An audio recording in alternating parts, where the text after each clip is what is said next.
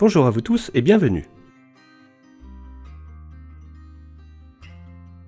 Aujourd'hui une vidéo un peu plus longue que d'habitude car nous allons découvrir le bourg de Béthisy-Saint-Pierre. Avant de commencer à en parler, je voudrais ouvrir une parenthèse pour ce qui est de la dénomination des communes. Selon l'INSEE, l'Institut national des statistiques des études économiques, on appelle village des communes de moins de 2000 habitants. Les bourgs des communes entre 2000 et 5000 habitants. Les petites villes entre 5000 et 20 000 habitants. Les villes moyennes entre 20 000 et 50 000 habitants. Et les grandes villes au-delà de 50 000 habitants. Ce sont donc ces dénominations que j'utiliserai pour mes vidéos, et c'est pour cela que, ici, je parlerai du bourg de Béthisy-Saint-Pierre. Refermons la parenthèse et suivez-moi à la découverte de Béthisy-Saint-Pierre. Béthisy-Saint-Pierre compte 3148 Béthysiens et Béthysiennes et se trouve sur la D123 dans la vallée de l'Autonne. Béthisy-Saint-Pierre s'appelait autrefois Bistisiacum ad Otenatam, Bestisiacum, Bithysiacum, Béthysiacum, Béthysiacum avec un H en 1450, puis Béthisy avec plusieurs orthographes, Béthisy-la-Butte durant la Révolution et enfin Béthisy-Saint-Pierre. Béthisy comprenait plusieurs écarts et lieux-dits. Parmi eux, le Hasois à la limite nord-est qui était l'hôtel du Gruyère, le Gruyère étant l'officier royal ou seigneurial des eaux et forêts de l'époque. La Bastille, les Sablons, les Forges et Glatigny-sur-Autonne, autrefois distincts, ont été rattachés au bourg. Les moulins de l'Hirondelle, de Tuveau et du Paillard étaient aussi des écarts dans la vallée de l'Autonne. Ce bourg était considéré comme la section la plus importante de la communauté qui réunissait sous la dénomination de Béthisy les deux paroisses de Saint-Pierre et Saint-Martin. Il est probable cependant que Saint-Martin, placé sur le trajet d'une voie romaine, fut d'abord l'établissement principal et Saint-Pierre une simple dépendance, comme je le mentionnais déjà dans ma précédente vidéo. D'après des documents écrits, Béthisy-Saint-Pierre fut une ferme du fisc dans le domaine royal jusqu'au Xe siècle que Charles le Simple, par une charte de 907, donna pour une partie du moins à l'abbaye de Morienval. L'histoire de Béthisy est intimement liée à ses châteaux et à de nombreux rois capétiens. Il y a 3 châteaux à Béthisy, allons les découvrir.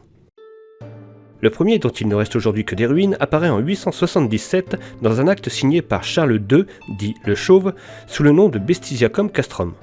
Il doit alors s'agir d'un castrum carolingien, c'est-à-dire une fortification rurale en relation avec un domaine agricole.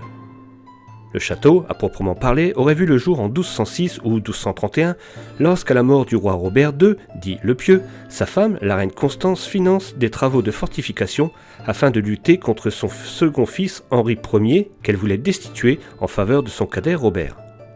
Henri parvint à garder sa place sur le trône, pardonna au chevalier Richard de Chérisy, qui était à la tête du château, et le nomma châtelain de Béthisy. Ce dernier acheva les travaux en 1060 et fonda le prieuré Saint-Adrien dans l'enceinte même du château. À cette époque, le château et ses annexes étaient suffisamment importants pour recevoir Philippe Ier, la reine-mère et une cour nombreuse lors de la dédicace de l'église collégiale de Saint-Adrien. Le château connut ses heures de gloire durant le règne des Capétiens, période durant laquelle il devint le siège d'une des 6 châtellenies royales de Valois. Le roi Louis VI le Gros y séjourna au moins 3 fois et mourut en 1137 à Béthisy ou à Paris selon les sources. Cette même année, son fils, le roi Louis VII, dit le Jeune, y célébra son mariage avec Éléonore d'Aquitaine. Outre son mariage, il y séjourna au moins à 2 autres reprises. Le château connut son premier siège en 1184, mais les habitants, joints à la garnison, offrirent une vigoureuse résistance à l'armée de Philippe d'Alsace, comte de Flandre, ce qui permit à l'armée royale de Philippe II, dit Philippe Auguste, d'arriver à temps pour les libérer. Philippe II y résida près de 10 fois. En 1305, des travaux ont été réalisés aux frais de Philippe IV, dit Philippe le Bel, qui y séjourna au moins à 4 reprises, mais en 1344, la construction par le roi Jean II, dit Jean le Bon, du grand hôtel en contrebas de la butte, puis les assauts anglais de la guerre de 100 ans en firent une ruine non tenable et devenue le repère de voleurs et rôdeurs, comme le précisait la lettre royale de 1431 qui ordonnait sa démolition. Depuis, une belle propriété a été construite à la fin du XIXe siècle, peut-être par Viollet-le-Duc ou un de ses disciples, au pied de la tour du château, et le reste ne sont plus que des ruines recouvertes par la végétation. La tour du château était assez élevée pour que de la plateforme on pût correspondre aux moyens de signaux avec les forteresses de Montépillois, V et bien d'autres. Le deuxième château est le château de la Douille, inscrit au monument historique le 14 septembre 1949, qui lui est plus récent. Il est décrit comme un manoir composite formé de 2 bâtiments en équerre, l'un très simple est du XVIIe siècle, l'autre contient la chapelle dont la fenêtre à remplage flamboyant conserve des vitraux. À l'intersection, une tourelle d'escalier du XVe siècle. L'histoire du château est peu connue. Les premiers propriétaires semblent avoir été les Antonis, seigneurs de la Douille. Vers 1475, Gilles Antonis, seigneur de la Douille, de Baron et de Weimar, est notaire et secrétaire du roi Louis VI, écuyer héréditaire de Béthisy. Par la suite, ce fut le tour des Barthélemy en 1570, des Ledoux en 1655 et des Beaurain en 1762. Plus récemment, la Douille accueillait les sœurs missionnaires du Saint-Esprit. Il accueille aujourd'hui la cantine, les activités périscolaires et la bibliothèque.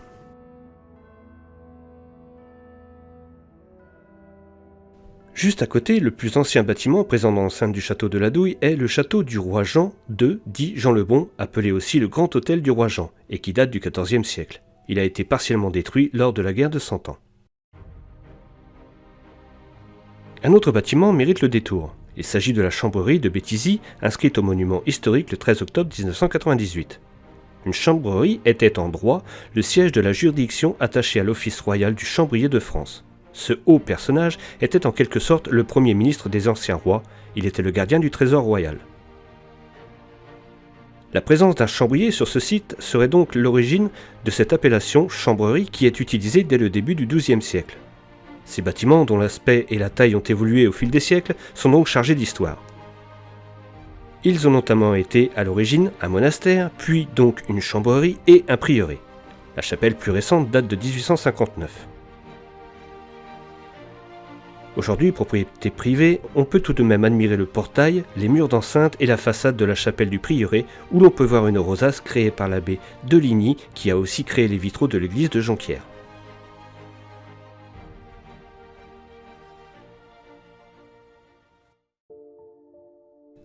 À quelques mètres de là, l'église Saint-Pierre se livre à nous. Elle est classée au monument historique le 7 mai 1913, à l'exception de la nef et du bâtiment servant de salle de catéchisme, et inscrite en totalité le 27 octobre 2016. Riche en histoire, l'église Saint-Pierre garde toute sa place dans la vie du bourg. Irrégulièrement orientée vers le nord-ouest du côté de la façade orientale, l'église Saint-Pierre est un édifice vaste et complexe de 40 mètres de longueur et 17 mètres de largeur, dont le plan et les élévations montrent maintes singularités. Il est de style roman tardif et gothique primitif. Le début de sa construction daterait du début du XIIe. À la dernière période romane appartiennent la nef, les bas-côtés, la plus grande partie du chœur et la chapelle latérale sud transformée en sacristie. La nef a été très lourdement remaniée à la fin du XIXe, ce qui avait motivé son exclusion en 1913. La silhouette de l'église est dominée par un clocher gothique flamboyant dont la flèche atteint une hauteur de 48 mètres et dépasse nettement la plupart des clochers des églises du Valois. La particularité de ce clocher réside dans ses 2 étages percés de baies, car bon nombre de clochers flamboyants de la région ne comptent qu'un seul étage de beffroi.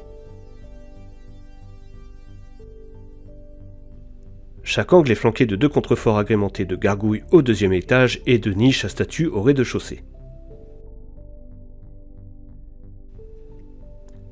Une inscription dans le bas du clocher indique qu'il a été commencé le 3e jour de l'année 1520. Tout comme on peut voir au-dessus du portail de l'entrée une inscription disant « Vivants chrétiens qui par ici passez, priez Dieu pour les trépassés. Nous avons été comme vous et vous viendrez comme nous. » La sacristie et l'abside principale sont cachées probablement depuis le début par le mur d'enceinte du prieuré. Sur la façade, visible côté rue, on peut voir les pignons de la grande chapelle sud avec encore des gargouilles sur leurs contreforts.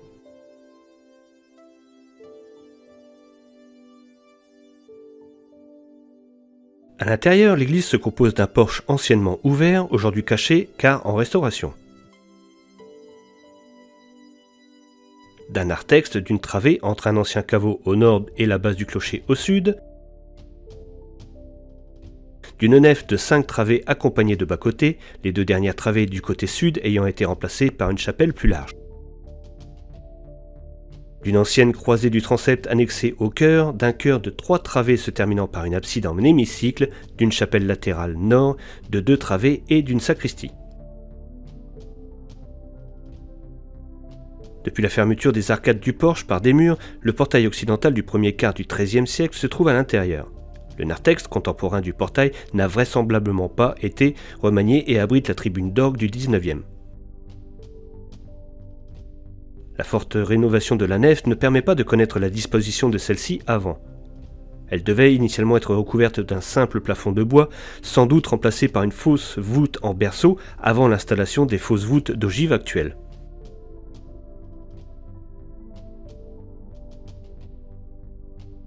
Les bas-côtés romans sont du plus haut intérêt car leur conception est assez éloignée des pratiques courantes de la région au second quart du XIIe siècle.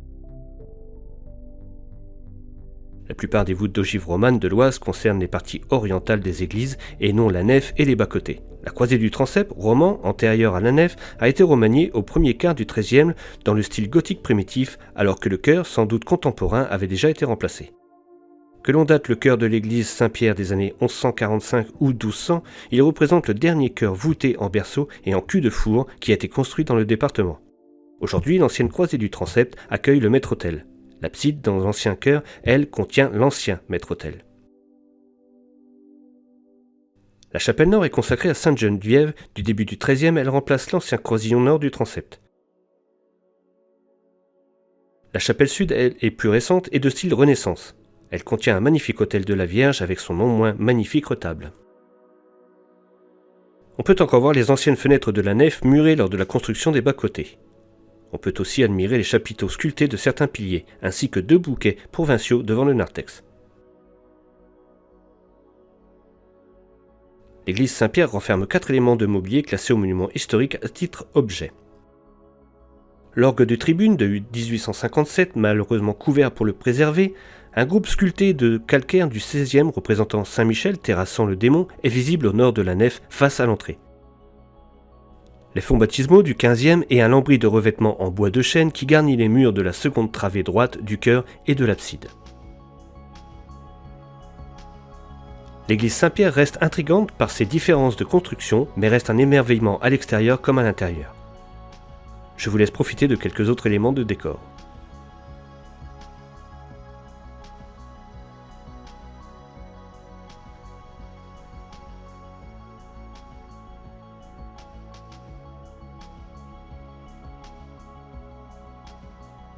Continuons la visite du bourg. Le monument aux morts, dont l'entourage a été rénové très récemment, se trouve place Jean Moulin, tout comme un calvaire au coin de cette même place. Il y en a un autre dans l'enceinte du château de la Douille, et il en existait un autre au croisement de la rue de Maurice-Choron et de la rue Jean Jaurès qui a depuis disparu. La rue Maurice-Choron, justement, doit son nom à un aviateur né dans cette même rue en 1911 et disparu en mer du Nord le 10 avril 1942. Nicolas Bergeron, avocat et historien du XVIe siècle et auteur du Valois royal, est né à Béthisy. Il est possible qu'il ait existé un temple protestant à Béthisy. En effet, un arrêté du 11 mai 1682 a défendu aux nombreux protestants de faire exercice public de leur religion dans le bourg de Béthisy et a ordonné que le temple soit démoli ou destiné à d'autres usages. Des recherches menées par le pasteur Lanvin à la fin des années 60 désignent le bas de l'actuelle rue du Pavé pour emplacement du temple et de ses dépendances. Le chemin de Nanteuil à Béthisy, puis la rue du Moulin à Blé est devenue la rue de la Libération depuis qu'un char américain l'a remontée pour rentrer dans Béthisy à la fin de la Seconde Guerre mondiale. Il y avait de nombreux moulins dans Béthisy et alentour, comme je le disais précédemment, dont 3 moulins royaux au XIVe siècle. Il existait ici une grande scierie autrefois. À la pointe sud du territoire, sur un chemin qui mène de Béthisy-Saint-Pierre à Néry, on peut voir les vestiges d'un viaduc de la SNCF dont je parlerai plus en détail dans ma vidéo sur Saint-Vad de Longmont. Autrefois, le travail le plus répandu à Béthisy consistait dans la culture et le baignage du chanvre qui a formé de tout temps la principale ressource de la population. On faisait aussi, comme à Béthisy-Saint-Martin, des ouvrages de vannerie. À Béthisy existe un des derniers plumassiers de France. Les plumassiers fabriquent avec différentes plumes des costumes pour les cabarets, les opéras et les grands couturiers. Au bout de la rue Émery se trouve la cavée des Vaches. C'est en 1358, durant la guerre de Cent Ans, que les Anglais et les Navarois se dirigèrent vers le château de Béthisy dans l'espoir de le prendre. Les combats détruisirent en grande partie le château, mais la garnison résista et fit une sortie triomphale durant laquelle elle put massacrer un bon nombre de ses assiégeants. La victoire a eu lieu à cet endroit. C'est aussi pour cela que cette cavée est aussi appelée cavée des Anglais. En contrebas de l'ancien château se trouve l'ancienne école du Bacône qui, maintenant, depuis un an, accueille toutes les associations de Béthisy-Saint-Pierre. Les bâtiments du fond, le long de la butte, sont les plus anciens. Les petites maisons de la cité des écoles ont été bâties entre les deux guerres pour loger les ouvriers de la brosserie Labrosse et Dupont, fermée en 2007. Cette usine a été rasée en 2016 et a fait place désormais à 3 bâtiments d'habitation juste à côté de la mairie. Rue de l'Image, on peut voir une statue de la Vierge Marie dans une niche. Sous le blason qui se trouve dans la partie basse, on peut lire remise le 7 mai 1863. Rue Maurice Choron, il y a la salle Dransart, une très belle salle polyvalente, et tout près, la salle du tennis club de Béthisy-Verberie couverte. 2 autres terrains découverts se trouvent à proximité dans le parc de la Douille, tout comme un terrain de pétanque et une aire de jeu pour enfants. Il y a une autre aire de jeu dans le lotissement de la Fourche, ainsi qu'un terrain de sport pour les plus grands. Il y a aussi un city-stade près du supermarché et un plateau d'évolution près du cimetière derrière l'école des marronniers. Une des choses que j'ai appréciées en visitant Béthisy, c'est la reconversion du château d'eau en mur d'escalade. La compagnie d'arc de Béthisy-Saint-Pierre a fusionné avec celle de Béthisy-Saint-Martin que je vous présentais dernièrement. Non loin, il y a le chemin de la grille qui longe un mur que des bénévoles sont en train de reconstituer.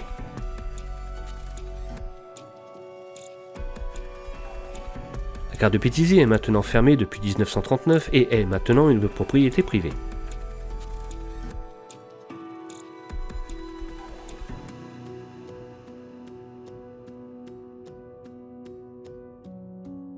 Béthisy-Saint-Pierre compte 3 écoles. Le groupe scolaire du Val d'Automne regroupant les classes de maternelle et de primaire, l'école maternelle du Paradis juste à côté du château d'eau, et l'école élémentaire des Marronniers non loin de l'église et qui se trouve à la place de l'ancienne mairie.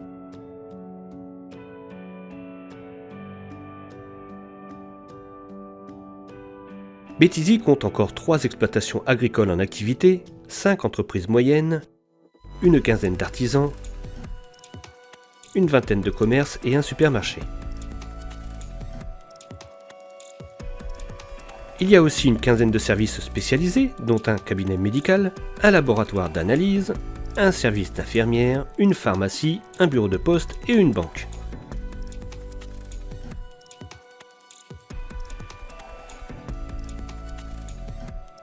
Il y a aussi un centre de secours et une salle des fêtes place du marché.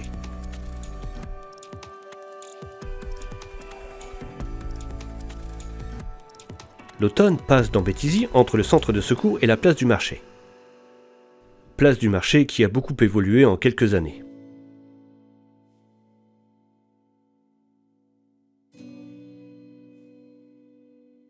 On peut aussi noter que selon le découpage territorial, les maisons à gauche en arrivant à Saint-Sauveur sur la D98 jusqu'au stop suivant, ainsi que tout le côté gauche de la rue de la République en direction de Saintines, se trouvent sur le territoire de Béthisy-Saint-Pierre.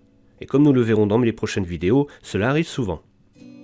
Pour finir, une petite anecdote personnelle. C'est sur le terrain de foot de Béthisy que j'ai marqué le seul et unique but de ma carrière footballistique de la tête. Et je sais pas si je dois en être fier.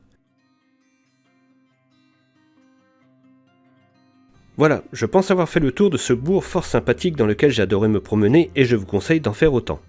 Béthisy-Saint-Pierre est très intéressant de par son histoire et de ses monuments, donc si un jour vous y passez, n'hésitez pas à vous arrêter et à visiter les rues de Béthisy. Il se peut que j'ai oublié de parler de certaines choses, si c'est le cas, je m'en excuse. Je Je voudrais remercier Monsieur Lavoisier, maire de Béthis-Saint-Pierre, pour son accueil et sa coopération, ainsi que Monsieur Sagnet pour son accueil à l'église et Monsieur Crépin pour le don des photos que j'ai pu inclure dans cette vidéo, sans oublier toutes les personnes qui m'ont aidé à la réaliser.